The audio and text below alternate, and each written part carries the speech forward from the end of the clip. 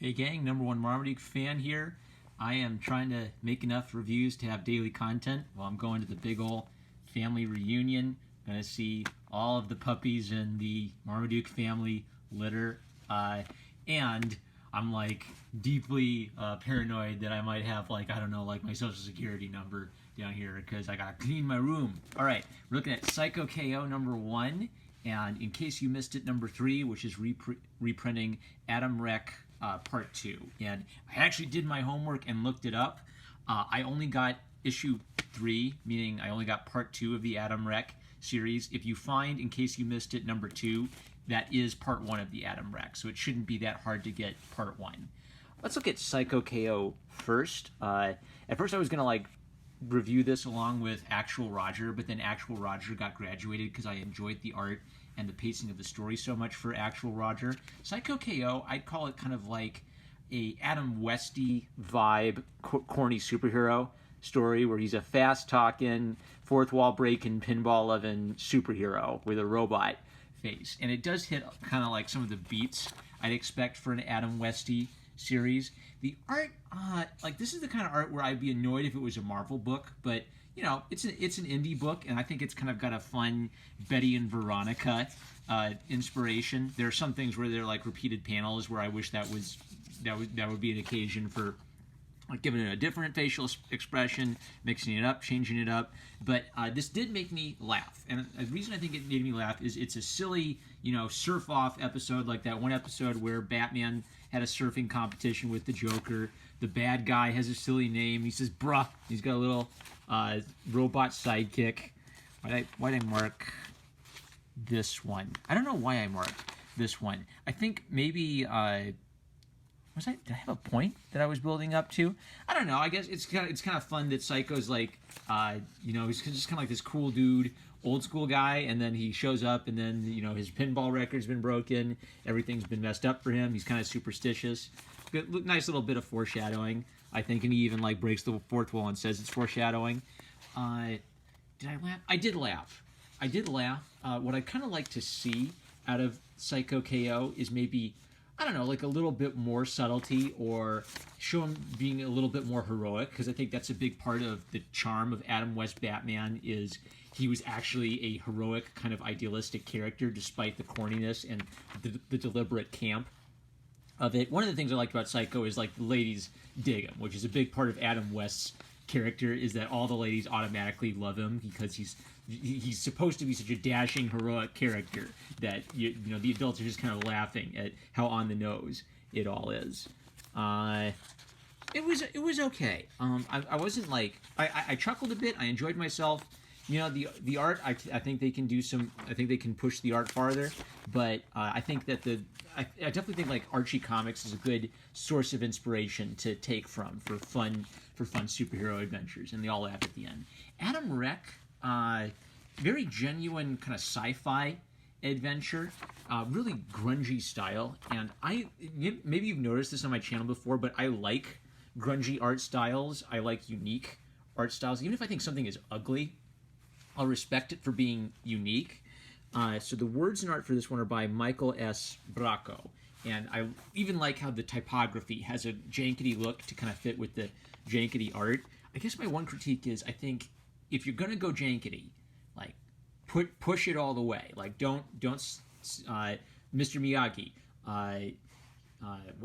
What's the Mr. Miyagi quote? You karate, yes, okay. You karate, no, okay. You karate, guess so, just like grape.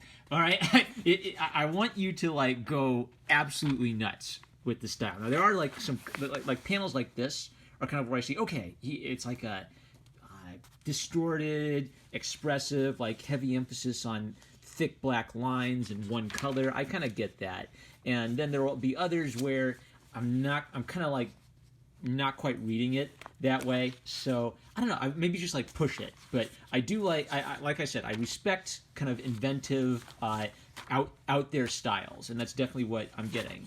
What I liked about this narratively is the kid, Squirt, you know, like the Captain Vorak, he keeps making fun of him, keeps calling him Squirt, and the kid kind of has to earn his stripes and show that he's, you know, ballsy enough to take the dive and find the rare platinum. Hey, look, a panty shot. guys, fan service. But Captain Vorik is kind of a Han Solo-ish archetype where he's a rough, bounty hunter looking for this great treasure, and I guess the kid kind of charms him. It's a very simple, very straightforward story. It's moving at a nice, quick pace. It's almost moving so quick that I'm kind of wondering, gee, man, he sure fell in love with that kid quick, and the kid warmed the rough pirates, showed that the rough pirate actually had a heart of gold really fast. But you know what? I like that. I've been complaining about comics where I was waiting for a build-up and waiting for something to happen, and a lot happened. They got me caught up. I didn't see the issue that came before this, but I immediately understood, okay, they got to find his parents. The space pirates kidnapped. The space pirates, they've got this ugly, grungy, kind of like Teenage Mutant Ninja Turtles indie vibe to them that I kind of dig. They do some subterfuge to sneak on the ship, and trouble ensues, and the Captain Vorix, has to have a moral quandary. Will he let the kid be kidnapped and eaten by the pirates, or will he do something to help the kid? And I like this mascot thing.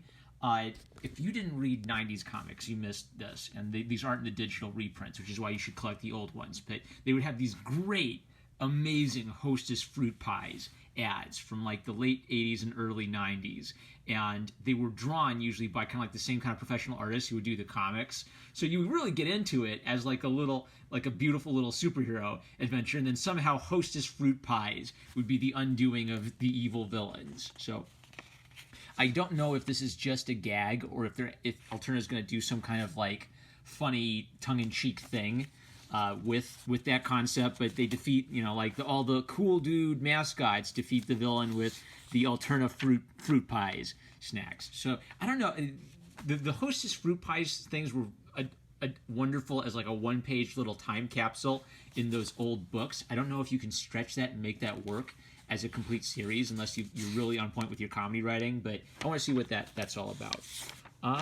Yeah, so these are two examples of books where I wouldn't buy them for $5, but 99 cents, $1.50, whatever. This is like Snickers bar prices, right? So yeah, I'll try that out. I'll give them to a kid. They're both family friendly. These are going to the library, and I hope some kid really digs them. And I really, really like how Alterna kind of makes a point of like, stop, don't put down this comic until you find a comic shop near you. Comic shop locator service, comicshoplocator.com. Subscribe at your local comic shop and never miss an issue. I guess I've got to ask my local comic shop if they can order Alterna for me if they're not in the list of people who carry Alterna comics. I hope I can. It's about time for me to get back to the local comic book shop again. I took a break while I was between jobs. I got a job. Got full-time hours, got some blisters on my hands from my hard work, manual labor. I love being employed. So yeah, it's time to get to the local comic book shop again and see if I can get me some Alterna comics. With that, I'm number one Marmaduke fan. I love you guys. Oh, I gotta get White Knight. Oh my gosh, I gotta get White Knight by Sean Gordon Murphy before that instantly sells out. All right, now I have to get to the local comic book shop. I'm number one Marmaduke fan. I love you guys. Like, comment, subscribe. Click the bell to receive notifications. Check out my Subscribe Star, the number one way to support this channel, the better alternative to Patreon. I thank all my Subscribe Star supporters in the credits of every video, and all my Super Chat donors as well. Thank you all. Love you guys. Catch you later.